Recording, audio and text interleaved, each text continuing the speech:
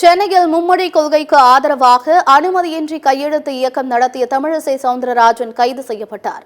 சென்னை எம்ஜிஆர் நகரில் மும்மொழி கொள்கைக்கு ஆதரவாக பாஜக மூத்த தலைவர் தமிழிசை சவுந்தரராஜன் கையெழுத்து இயக்கம் நடத்தினார்.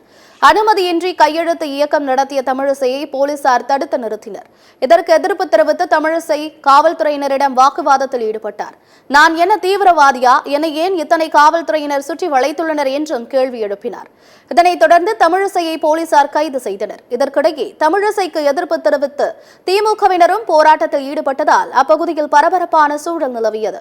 இந்நிலையில் செய்தியாளர்களுக்கு பேட்டியளித்த தமிழிசை தமிழ் மொழிக்காக தன் உயிரையும் கொடுக்க தயாராக இருப்பதாக தெரிவித்தார். உயிரை கூட கொடுக்க தயாராக இருக்கிறது. அதனால உங்க பொய் பிரச்சாரம் இனிமே ஈடுபடாது. தமிழக முதல்வர் நான் கேட்கிறேன், அவர் ஆட்சியில இருக்கும்போது கூட்டணியில இருக்கும்போது ஏதாவது செஞ்சிருக்க வேண்டியதானே. நாங்க இன்னைக்கு தமிழ் மொழிக்காக எங்கள் உயிரையும் கொடுப்போம். நாங்க தமிழ் மொழிக்காகத்தான் இருக்கிறோம். நாங்க இந்திய திணிக்கல வேண்டும் என்ற இந்திய திணிப்பு என்ற ஒரு பொய்யான பிரச்சாரத்தை செய்கிறார்கள். தமிழக அரசிற்கு எனது கண்டனத்தை தெரிவிக்கிறேன்.